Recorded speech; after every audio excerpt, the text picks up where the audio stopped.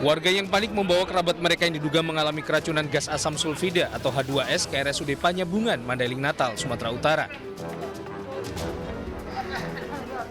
Sejumlah korban lemas dan mengaku pusing serta muntah-muntah. Banyaknya korban yang dibawa ke IGD RSUD membuat tenaga kesehatan sempat kewalahan. Bahkan sejumlah warga terpaksa dirawat di lantai IGD. Sebagai langkah awal, para korban diberi bantuan pernafasan dengan oksigen. Diduga warga mengalami keracunan akibat kebocoran gas dari pipa perusahaan pengolahan panas bumi yang letaknya tak jauh dari permukiman warga. Warga menuturkan sempat mencium bau gas sebelum akhirnya mengalami pusing, muntah-muntah, dan lemas hingga tak sadarkan diri. Di rumah dekat rumahnya dari apa itu? SMGP. Terus tiba-tiba udah gimana? Katanya apa aja bau, lah kan muntah-muntah. Kejadian ini bukan kali pertama, namun hingga kini belum ada sanksi tegas dari pemerintah setempat pada perusahaan swasta pengolahan panas bumi di Mandailing Natal. Kita belum tahu, kita bukan dalam kapasitas tersebut, kita serahkan kepada ahli dan aparat penegak hukum. Namun dari pandangan pemerintah bahwa patut dipertimbangkan relokasi warga di sekitar warga, ya, karena kita tidak tahu nanti apa yang akan terjadi. Sebelumnya, Januari tahun 2021 lalu, 4 warga harus meregang nyawa karena keracunan gas akibat kebocoran pipa di perusahaan swasta yang berada di dekat permukiman warga ini. Dari Mandailing Natal, Sumatera Utara, Ahmad Hussein Lubis, iNews melaporkan. Ya, pemirsa, kita ke informasi selanjutnya. Beralih, peningkatan penumpang terus terjadi di Terminal Kedatangan Internasional Bandara Soekarno-Hatta, Tangerang, Banten. Peningkatan penumpang ini didominasi oleh ribuan jemaah umroh yang baru saja kembali ke tanah air. Sebanyak 5.728 penumpang yang merupakan pelaku perjalanan luar negeri tiba di Terminal Kedatangan Internasional Bandara Soekarno-Hatta, Tangerang, Banten. Peningkatan penumpang ini didominasi jemaah umroh yang telah selesai melaksanakan ibadah di Arab Saudi, di mana jumlahnya mencapai 4.000 jemaah lebih. Para jemaah umroh ini rata-rata diangkut menggunakan maskapai charter seperti Lion Air dan juga Garuda Indonesia. Udah semua orangnya. Pertama baru berangkat ya, alhamdulillah. Insya Allah kalau haji tahun besok ini diizinkan sama Allah, alhamdulillah udah bayangan perjalanan udah bisa dibayangkan ya. Tapi mengenai kesehatan, apa kuat atau enggak, karena udah umuran ini. Peningkatan jumlah penumpang yang masuk ke Terminal 3 ini masih didominasi oleh jamaah umroh. Berapa peningkatan jamaah umroh untuk kali ini dan rata-rata? Hari ini rata-rata di antara. Pemerintah Arab Saudi mencabut hampir semua pembatasan terkait COVID-19. Aturan seperti menjaga jarak, memakai masker, hingga karantina bagi pendatang pun dihapus.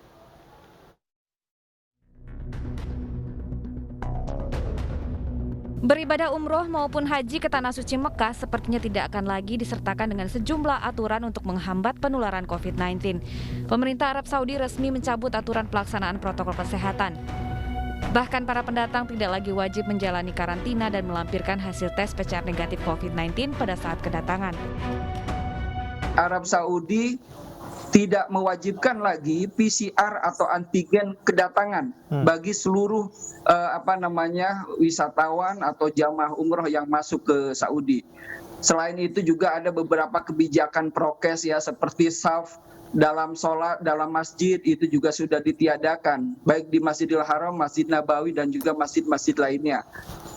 Tentang masker dan juga social distancing juga sudah diperlonggar lagi.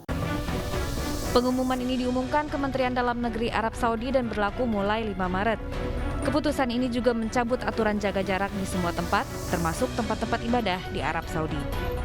Tim Liputan iNews melaporkan. Kami sudah terhubung dengan Konsulat Jenderal Republik Indonesia di Jeddah, Bapak Eko Hartono. Selamat siang waktu Indonesia. Assalamualaikum Pak Eko. Waalaikumsalam warahmatullahi wabarakatuh, Mbak Deta. Baik, Pak Eko, bagaimana sebenarnya penerapan umroh pasca pencabutan prokes di Tanah Suci? Apakah benar jemaah bisa bebas tanpa menggunakan masker? Iya, memang dengan pengumuman dari Kementerian Dalam Negeri, ya, terhitung mulai tanggal 5 Maret, telah diadakan berbagai pelonggaran, termasuk penggunaan masker. Jadi untuk mereka, bukan hanya jamaah ya, siapapun juga di Arab Saudi ini, mulai tanggal 5 Maret itu, untuk di luar ruangan sudah tidak lagi perlu pakai masker. Hanya untuk di dalam ruangan memang harus pakai masker. Termasuk di sini adalah untuk pada saat kita melaksanakan ibadah sholat ya di berbagai masjid, termasuk Masjidil Haram dan Masjid Nabawi, itu masih memerlukan masker. Oke, berarti bukan 100% dilepas atau tidak menggunakan ya, hanya tergantung tempatnya begitu Pak Eko? Iya betul. Jadi memang tidak kemudian 100% dicabut semuanya, tidak. Jadi tetap ada pembatasan. Pemerintah Saudi tetap juga secara hati-hati menerapkan pelonggaran-pelonggaran ini, termasuk ya bukan hanya penggunaan masker, tapi juga untuk memasuki tempat-tempat umum tetap harus memperlihatkan tawakalna, yaitu imun. Ya ini juga harus kita perhatikan. Jadi bukan kemudian semuanya bebas seperti pada saat normal sebelum COVID. Baik, kalau untuk pemeriksaan PCR ketika tiba di Arab Saudi, apakah ini tetap diberlakukan? Seperti tadi disampaikan, memang betul untuk para penumpang, ya siapapun juga yang masuk ke Arab Saudi, bukan hanya jamaah umroh ataupun nanti kalau ada haji ya, tapi semua yang masuk ke Saudi tidak lagi diperlukan hasil tes PCR maupun antigen. Ini betul. Demikian juga pada saat keluar Saudi. Ya, keluar Saudi pun juga sebenarnya pemerintah Saudi tidak mewajibkan adanya tes PCR, kecuali bagi negara atau tempat tujuan yang memang masih mewajibkan adanya tes PCR. Ya, jadi sebenarnya untuk Saudi sendiri sudah bebas, tidak perlu lagi tes PCR. Pelanggaran ini apakah memang kasus di Arab Saudi sudah menurun sehingga cukup aman bagi warga Indonesia untuk beribadah di sana? Ya memang betul Pak. Jadi selama beberapa waktu terakhir ini kita amati memang terjadi penurunan yang sangat signifikan kasus COVID-19 di Arab Saudi ini. Kemarin itu tercatat hanya 250-an ya kasus baru. Dan ini bukan hanya hari kemarin atau 1-2 hari yang lalu, tapi memang kita amati selama beberapa waktu terakhir terus melandai. Dan itu saya kira merupakan hasil dari protokol kesehatan yang selama ini diterapkan oleh pemerintah Saudi ya, termasuk juga vaksinasi. Vaksinasi di sini sudah cukup tinggi rate-nya, tingkatnya. Untuk yang kedua sudah hampir sudah di atas 90%. Jadi saya kira dengan tingkat vaksinasi yang tinggi ini menyebabkan pemerintah Saudi cukup yakin untuk memberikan pelonggaran-pelonggaran terkait dengan protokol kesehatan. Oke, karena tingkat vaksinasi rendah dan juga angka COVID-nya, maksud kami tingkat vaksinasi tinggi dan angka COVID-19-nya rendah. Lantas apakah masyarakat juga diwajibkan untuk menunjukkan surat vaksin atau vaksin booster sekaligus, Pak? Jadi terakhir kali beberapa waktu mulai Februari kemarin, pemerintah Saudi mewajibkan ya untuk yang di sini mewajibkan bagi mereka yang akan masuk ke tempat-tempat umum untuk juga sudah booster. Jadi bagi mereka yang belum booster itu status vaksinnya di tawakalna itu masih belum imun. Jadi mereka harus booster dulu. Ya ini begitu mereka booster berarti sudah imun ya. Ya ini yang kemudian membuat pemerintah Saudi tadi itu yakin dan percaya diri ya bahwa pelonggaran-pelonggaran dilakukan karena tingkat vaksinasi termasuk booster sudah cukup baik di sini, sudah cukup tinggi. Baik, Pak Eko, apakah ini artinya pemerintah Arab Saudi sudah mengarah kepada situasi endemi? Mengarah ke? Endemi, Bapak. Mungkin ya, tapi saya bukan ahlinya di situ. Pemerintah Saudi belum mengumumkan apakah itu akan mengarah kepada endemi. Tapi yang jelas ini pertanda baik ya.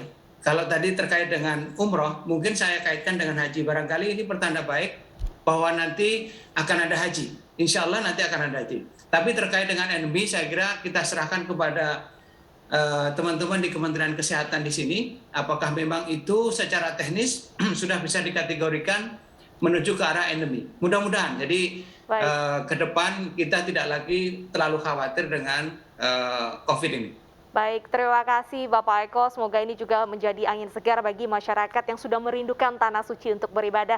Terima kasih sudah bergabung bersama iNews Siang.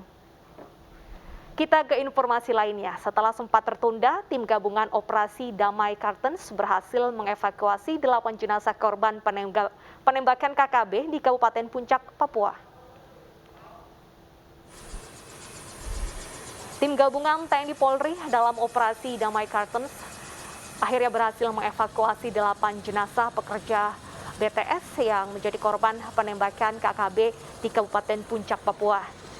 Proses evakuasi jenazah menggunakan helikopter dari lokasi menuju ke Bandara Moses, Kilangin, Timika. Selama proses, berbagai kendala menghadang, mulai dari cuaca ekstrim, medan yang sangat berat, hingga gangguan keamanan. Selanjutnya jenazah ke-8 pekerja BTS dibawa ke rumah sakit untuk keperluan otopsi.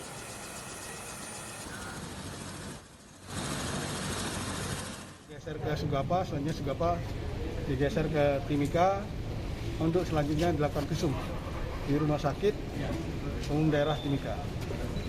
Jadi mungkin nanti lebih jelasnya nanti kami akan coba jelaskan bersama nanti dari tim dokter yang melakukan evakuasi, tim medis yang melaksanakan visum di rumah sakit. Oke, itu saja. Berarti tadi 8 kantong itu sudah dipastikan 8 jenazah.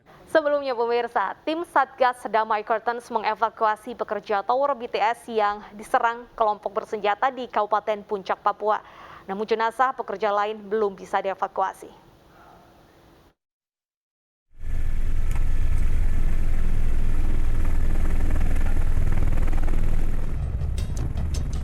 Tim Satgas Damai Kartens mengevakuasi Nelson Sarira, pekerja dari PT Palapa Timur Telematika, yang diserang kelompok kriminal bersenjata saat mengerjakan tower BTS di Distrik Mulia, Kabupaten Puncak, Papua.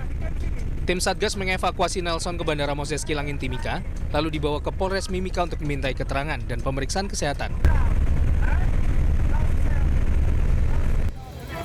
Selanjutnya Nelson dibawa ke rumah sakit untuk dirawat lebih intensif. Yo.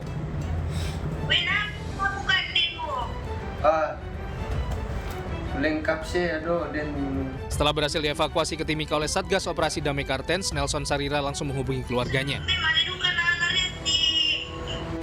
Meski berhasil selamat, Nelson mengaku masih sangat trauma.